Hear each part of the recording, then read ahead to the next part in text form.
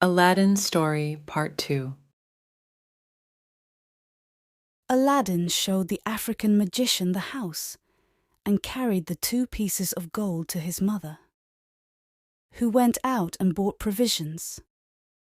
And considering she wanted various utensils, borrowed them of her neighbours. She spent the whole day preparing the supper, and at night, when it was ready, she said to her son, "Perhaps the stranger knows not how to find our house. Go and bring him, if you meet with him." Aladdin was just ready to go when the magician knocked at the door and came in loaded with juices and all sorts of fruits which he brought for a dessert. After he had given what he brought into Aladdin's hands, he saluted his mother and desired her to show him the place where his brother Mustafa used to sit on the sofa. And when she had done so, he fell down and kissed it several times, crying out with tears, "My poor brother, how unhappy am I, not to have come soon enough to give you one last embrace." Aladdin's mother desired him to sit down in the same place, but he declined.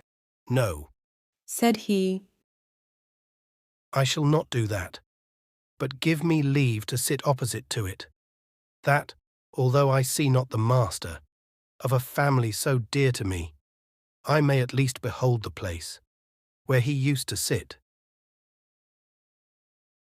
When the magician had made the choice of a place and sat down, he began to enter into discourse with Aladdin's mother.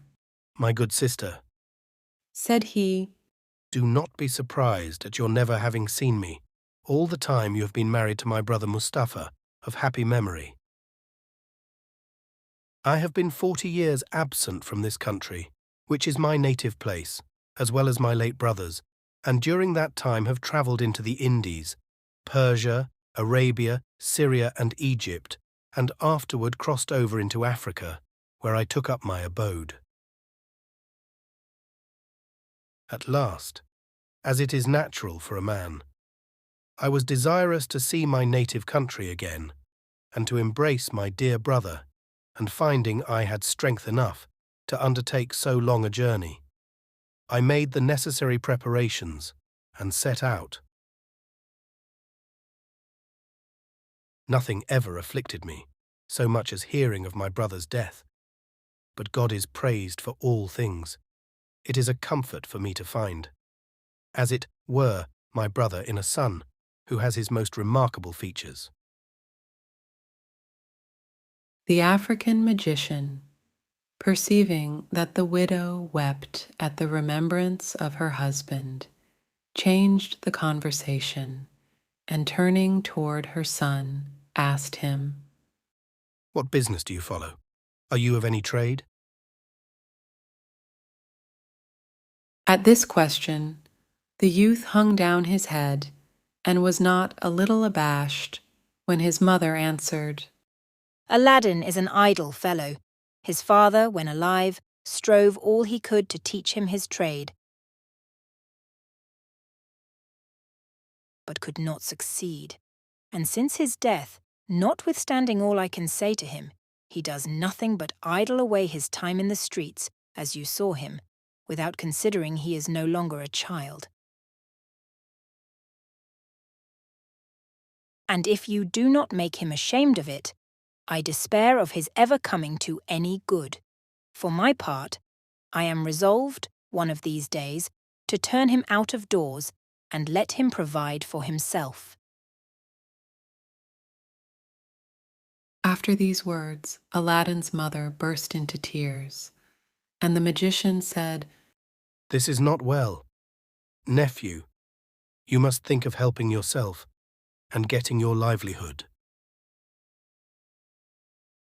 There are many sorts of trades, Perhaps you do not like your father's and would prefer another. I will endeavour to help you.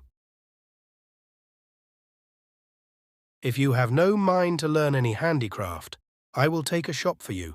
Furnish it with all sorts of fine stuff and linens, and then with the money you make of them you can lay in fresh goods and live in an honourable way.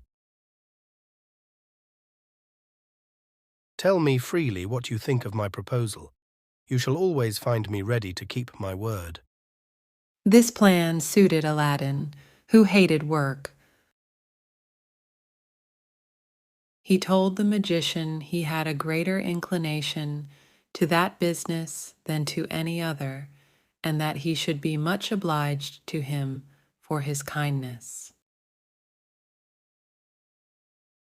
Well then, Said the African magician, I will carry you with me tomorrow, clothe you as handsomely as the best merchants in the city, and afterward we will open a shop as I mentioned.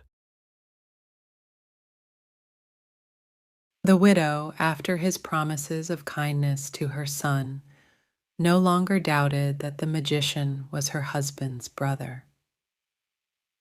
She thanked him for his good intentions, and after having exhorted Aladdin to render himself worthy of his uncle's favor, served up supper, at which they talked of several indifferent matters, and then the magician took his leave and retired.